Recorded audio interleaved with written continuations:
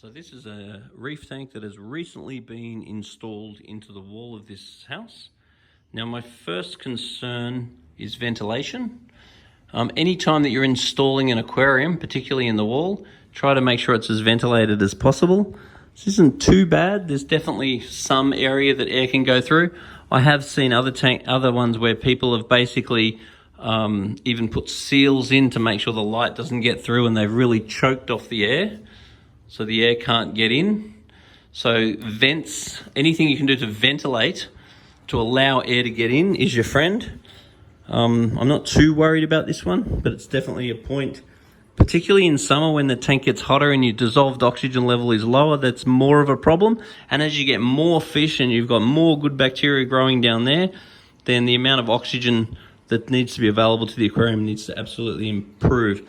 Now the other thing is that, actually let's turn the skimmer off so we get rid of the microbubbles.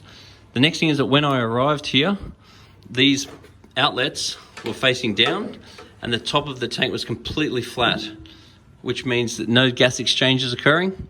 The water then just goes down those pipes into the bottom. Then eventually there'll be good bacteria growing in there that'll suck the oxygen out.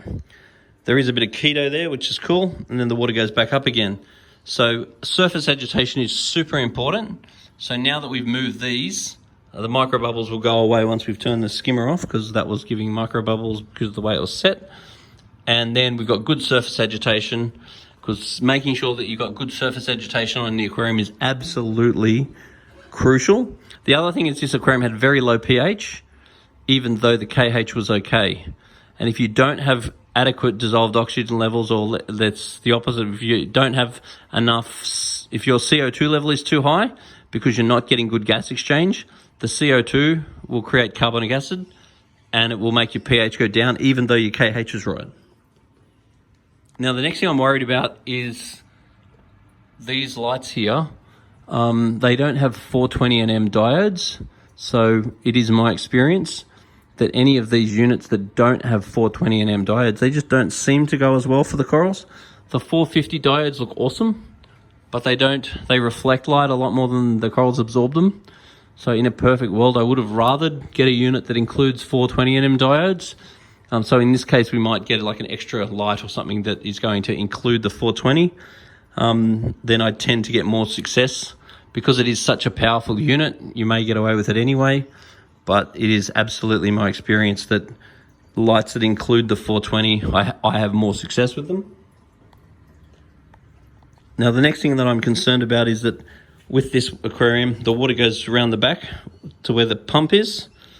So the pump that's around the back of the sump, you make sure you clean the impeller sort of every 3 to 6 months, but the heater is in there as well. So it's really important that you know what level does the pump suck to, and make sure the heater is below that.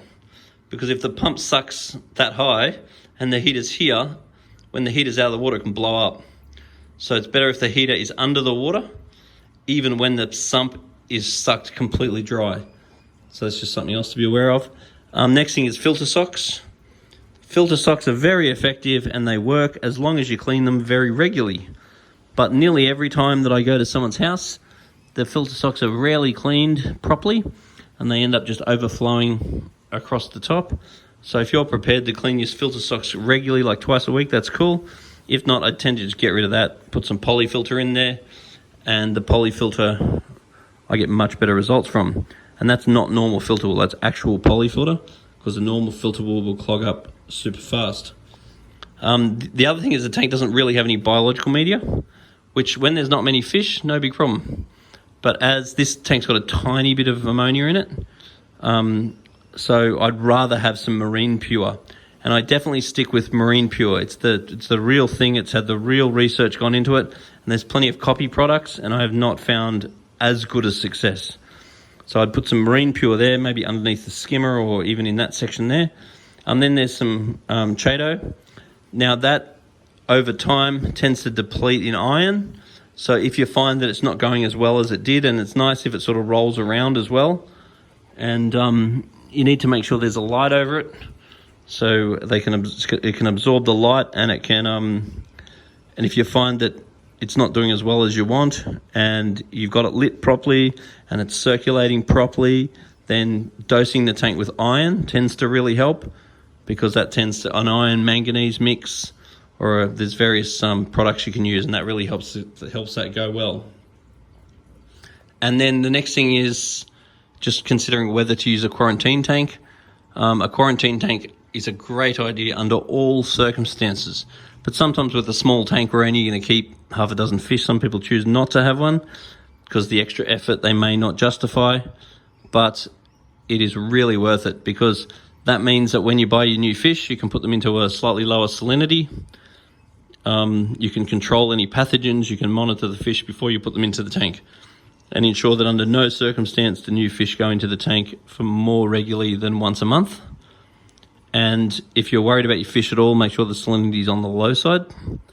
Then this tank's only relatively new, so we're going to make sure that it gets regular gravel cleans to get any sediment out, and then we're going to keep our eye out for coralline algae, because when the coralline algae is growing, then we know we're winning. If your coralline algae is slowly dying off, then that's an indication that your levels are not correct, and that's something that we need to fix fairly urgently. And considering a dosing pump is another thing that we'll really do, because if you don't have a dosing pump, then you'll create a system so you know what to add and when, and providing you do it, that's fine. But then as you get busier, you find that you're not always someone that you can rely on, because you just get busy and stuff.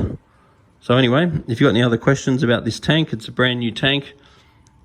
I've just got a couple little things that we can improve, and it'll be pretty awesome. So right now that's a vent, but putting a fan behind that vent's really going to help too, just for sucking air out of the top. But with a little bit of careful management, this should look absolutely awesome.